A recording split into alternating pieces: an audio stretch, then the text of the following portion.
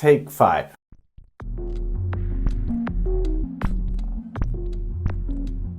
Welcome to Albular Orchids. Thanks for checking in. The boss and I got married this summer, and so we had a pretty special summer. Some of you guys may know we're teachers in the international school system, and so we go home to see our families over the summer holidays, and so we kind of had an extended holiday this summer to celebrate that. But it's nice to get back to the orchids and get home. Now that we're back, first I want to say thanks to Natalia for, if you're watching, thanks for watering the plants and taking care of the house and doing everything, keeping everything alive. We aren't going to look at the whole collection tonight and everything that we have. We want to focus on just a couple things specifically. We want to look at our first deflask seedlings that have bloomed and flowered, and then maybe take a quick look at some of our capsules, pollination attempts that are nice to see. Some of them are still going and looking good. So we'll look at those really quick and then take a glance at some of the outdoor orchids, which, yeah, we got to rethink the outdoor thing, and I'm sure I'll be, putting up some more videos of outdoor stuff because, yeah, we have a lot to learn there. Let's get into some orchids. First is the Phalaenopsis Chiata Francis Piketty crossed with Phalaenopsis Lulin Hotlip. That's this little white with this nice frilly lip. I assume that's where the Hotlip name comes from. Anyway, I'll put that tag in there. Because it has this really ornate frilly lip with nice fangs. For the first time bloomer, it has 2 flowers and really happy. They're just nice and symmetrical. Everything has formed correctly. The coloration is nice. So just happy on how they've bloomed. And also, what is nice about this particular plant, I suppose this is a miniature Phalaenopsis, I guess. I haven't really looked too much into the parentage for this complex hybrid. Anyways, it's pretty small and it's bloomed, but I like the proportions between the size of the plant. I mean, you can see how small it is, and the length of the inflorescence, the spike, and the size of the flowers. So all in all, it's very well proportioned, very small. It almost looks fake, so shout out to the plant propagator for doing that video maybe a week ago on, let's say, misinformation or nefarious things on YouTube about orchids. And then right next to that, Phalaenopsis Carmelas Maynaui crossed with Phalaenopsis Telbird as another 3-year deflask seedling. So you can see the size difference between these two right next to each other. So this phal is much bigger. And it's finally putting on a spike. I'm not sure when it's going to bloom or how many flowers or what it's going to look like. And for me, that's the excitement, about growing these deflask seedlings, because you just never know. I have another 3-year deflask seedling here. And that's a Gigantea, Phalaenopsis gigantea, crossed with Phalaenopsis Sogo White. So I have seen another seedling from kind of the same Grex. I know a member a couple years ago on the orchid board posted a flower picture. She had ordered seedlings around the same time we did, and she bloomed hers down in Spain a lot faster than we did, like 2 years ahead of us. Oh well, it's not a race. I'm just happy to see it, but something's wrong with this. I don't know what happened. I don't know if it got a bug in there, but this flower to me looks like something's wonky. So I don't know. Maybe it's a first time bloom. I hope it's not messed up. We have one more of these from that flask. So if this one doesn't work out, I mean, well, of course, we'll grow it for hopefully a couple bloomings. See what happens. And then also exciting to see, now we didn't deflask this borneensis. This is a Phalaenopsis borneensis, a species, but it showed no signs of blooming like 6 weeks ago or so when we left. And since we've come back, yeah, it has a nice long spike, couple flowers. I know it won't focus on that. Let me move around. So I love this about the species, and some of the hybrids you get will show this kind of stuff. This like really flat, I don't know what they call it, inflorescence, where it just makes like a flat disc as it grows. Anyway, it just looks really cool, and I'm excited to see the flowers. This is a first time bloomer for us, and it actually has another spike down. Let me see if I can. Yeah, so it's actually growing a second spike. If you can see it there. Yeah, so super happy about that. We hope if it blooms true and it has good characteristics, we hope to use this borneensis with some crosses here in the future. We'll see. That's the plan, of course. And our Tetraspis green, again, not a deflask plant, but just another phal of ours species phal that is putting on a couple buds again. So happy to see that things are still in bloom. Oh yeah, and this, really quick, these seed capsules, I didn't want to go to the seed capsules, just yet, but yeah, these seed capsules we made, you can see, well, I'll turn it around. This is a Leptodes bicolor, and supposedly online they say that this was used as a flavoring similar to vanilla, kind of before vanilla became a real thing. And so I got I got a wild hair and was like, oh, it flowered, and we'll make some, we'll make our own, flavor. Yeah, no. Once I looked up actually how to do it and do it right, I'm like, no, I'm not doing that. So I don't know what we're doing with these seed capsules. I'll probably just cut them off and throw them away. I don't know. Maybe it is. If I can. Yeah. Okay. There you go. So Spicerianum, Paphiopedilum. I've been waiting on this for a couple of years now, and the little red sheath, I thought it was going to bloom for the longest time from that little red sheath coming out from the leaves, but that stalled, never did anything. It's been that way for like 2 years. And then, way to go, Natalia. Thanks. It's got one bud coming out not low bud. And then here's a second bud coming out that is in low bud. And so hopefully we can get both of these to go at the same time. That would be our first Paphiopedilum that would have multiple blooming fans. It's all these little milestones. With orchids, it's just like you got to come up with like a little goal. I guess that's how it is with anything, right? Set little goals and reach them, and every time you do, you're like, okay, what can we do next? So we can get 3 blooms on one Paphiopedilum. Who knows how many years that will be. Anyway, back, all the phals are still blooming. This one smells amazing. This no ID, it's got several names, Brahms, Buddha, whatever. The little sister also smells good and is starting to fade now, though, you can see, but still in bloom after, I don't know, a couple months.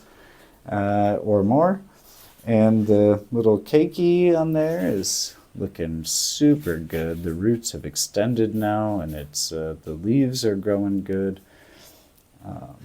And very happy. This is probably one of my favorite Phalaenopsis hybrids. Turn around without breaking it. This is the Ambinosa from Orchideen Luca here in Germany. And this Ambinosa, I love the fragrance. It's so strong and weird, and yeah, I can't wait to smell it again. It's really cool. So yeah, I guess a novelty phal technically, and it holds its spikes, as you can see, and blooms sporadically, periodically. If it's putting on one, I suspect as it goes into fall, it'll probably put on a flush of blooms from all of these. If it doesn't, I don't know, maybe we need to do something different. I don't know. It should. Anyway, Boss's Pink No ID looking amazing with 2 inflorescences that are now again also fading. I mean, you can see there's the flower. That's okay. Every summer, this is what she does. And it's this and the paprika, this orange Phalaenopsis, were our 2 first orchids, and these are the 2 orchids that got us into orchids. These are the reason. Dorydenopsis Black Beauty, still holding its blooms, so if you're looking for a dark colored Phalaenopsis or Phalaenopsis kind of type, alliance, whatever, this is a great candidate. Really nice purple blooms with these white columns. Yeah, it's cool. Nice grower. One thing we are concerned about is the Giganteas. So have not seen a new leaf come on this year. Been kind of cracking open down there in the crown for a couple months, but it is not putting on a new leaf. Now, we did repot this, and they have a reputation for kind of sulking when they get repotted, but yeah, hopefully it comes back. Well, before we look at some seed capsules, let's take a quick look at a couple of the plants that have died or we have really looked bad after we got back. Thankfully, there's only a couple. Here's some of the plants that are not looking so good. One is our Falvinosa that we had grown in water culture. The roots still look good, but it's completely yellowed, this leaf. The other 2 leaves look okay, except for some of this older black spotting on the end. But the newest leaf is still looking green, but I don't know what's going on. Then this thing, I forget what it is. I lost the tag over a year ago, and yeah, we had it growing outside, which was not the best for it, and it's really looking pretty stressed. And this is our set of cuttings from the Maxillaria variabilis. We had this growing outside, and it was in way too sunny a spot. I think it got cooked. I mean, it's not totally dead, but it's looking pretty shabby. Like, this guy's all rotted out. And yeah, not great. And our little deflast seedling of Paphiopedilum, yeah, the newest growing leaf is now rotted, and these brown spots have spread more, and so I think I'm just going to pitch that. That's the last one we have. Buddy at work has the other ones. And then this guy, which I've never known actually what it was, got it years ago. It really needed to be kept wet, and I think it got pretty dehydrated and has now finally totally died. So I'm happy to just get rid of it and not have to worry about it anymore. All right, so that's the kind of dead, struggling stuff. Let's look at some more new living things, exciting stuff. So in seed capsule news, we have a couple capsules that are looking okay and plumping up on the Paphiopedilum limianum. And you can tell these two, see if I can go, this one and that one have been pollinated. And you can see that they are bigger than that one, which was a ovary from a former flower that was not pollinated. So yeah, you can see how small, and they just die off, but when they are pollinated, they get plump and stiff, and yeah, so looking good. Two of those are different pollination attempts. And then on the Parisiae, Paphiopedilum parisiae, the two attempts we made crossing with the limianum are both looking good. Nice and plump and rigid. Again, here you can see for comparison. Let's find a good one. So here's what an ovary looks like in a flower when it is not pollinated. So that's a dead flower. And then you can compare it to one that has been pollinated. So it's fairly easy to tell when you have something to compare it to. On the Paphiopedilums, like this guy, here's the Paphthianum, that has been pollinated as well. But, there's no other dead ovaries to see. Is it actually plumping up? Is it just dying? But nope, you can tell it's nice and purple and rigid and, yeah, plump and looking good. And then the cross on the Paphiopedilum bellatulum, also nice and plump. This guy probably, I assume these two may be ready before too much longer. Couple more months, I'm guessing. So we'll see. Hopefully we have good luck with those. And the last one, not looking so great, we did right before we left Jennifer Palermo. That's this guy, Jennifer Palermo. And I think maybe it got dehydrated or something. You can see it's yellowing and not looking so great. So I think the plant might have got dehydrated at some point. Oh well. The others are looking good, so now we've got to just keep going, make more. Succulents are all looking really nice outside. I've already taken a few to the school. So really colorful with the bright sun and a lot of water. Yeah, colors are looking really good on the succulents right now. Now just a quick glimpse outside to the catasedums, and they're not looking so good. The growth has not been great. They're completely exposed. So I think it's just like a lot of water when it rains, and then they go through dry periods. This guy, the macroglossum, we looked, and actually it's got a huge hole in it. The whole thing is like hollow and rotten up inside. So this is a goner. And I'm just hoping that the whole plant doesn't die away, that maybe this one will just, we can chop off when it goes into dormancy, or before if it just conks out, I don't know. But we've got a lot of yellowing, pseudobulbs here, old canes, and that's a bit concerning. Like you can see now with the sun coming back out, they get really blasted with sunlight. And when the peak of the summer here last month, it was like staying pretty, I think, sunny longer than I wanted it when it was sunny. And then, yeah, like this morning I just drained them because it poured rain all night last night, and all of these cash pots were completely full of water. So I came out first thing and drained all the pots. Yeah, not the best care for them.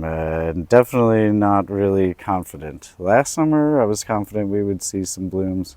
This summer I'm not confident at all. I'm just hoping they don't all die, really. So we really need to learn a lot about outdoor growing. Some of the Cattleyas are doing okay. Here's the big experiment plant. If you follow our channel, thanks. If not, maybe consider subscribing. Because we did a video on this guy and like how we kind of experiment with plants, and yeah, not completely dead, but definitely really struggling. As you can see, it's not the happiest plant ever, for sure. Let's just take a quick look. They're doing okay. We've had kind of these in a more covered location, so most of our maxillarias, this one was exposed. The big variabilis halving was exposed, and it's a little bit yellower, but now we've moved it back and it seems like it'll be fine. It's got some new growths coming on, so not too totally worried about that guy. But yeah, the Oncidium shari baby, not happy. Really stressed, really yellow. And yeah, I got to rethink our strategy on this. I think it will go back to being an indoor house plant after this summer. I'm not going to do it right now. Got to wash it real good. So anyways, that's an update after 6 weeks or more of being away. There's Piggy. She's happy to be home. Yep, by her plants. Thanks for checking in, guys. We'll see you back here at Epilar soon. Have a good one.